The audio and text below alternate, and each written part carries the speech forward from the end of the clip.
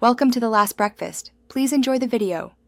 You start by confirming your PC meets requirements and deciding on a provider. This saves time. Verify OS and architecture so you download the correct installer. Next, choose paid versus free. Paid gives faster speeds and stronger privacy, while free may limit data.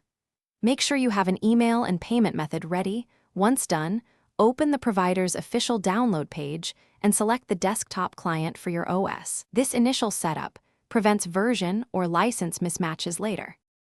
You now install and configure the VPN client to secure traffic. Run the official installer with admin, right, so drivers and network adapters install cleanly. Make sure auto update is enabled to get security fixes. After you sign in, choose a protocol, WireGuard for speed or OpenVPN for compatibility. Configure a kill switch to block leaks if the VPN drops, and set the client to start on boot.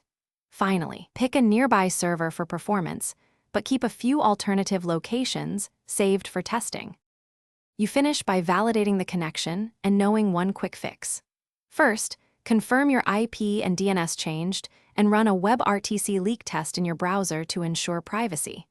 Next, perform multiple speed tests to pick the best server and protocol. Make adjustments as needed.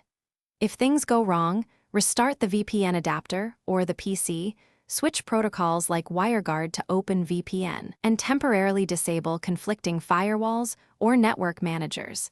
This single troubleshooting tip resolves. Thanks for watching. If this was helpful, leave a like and consider subscribing. See you next time.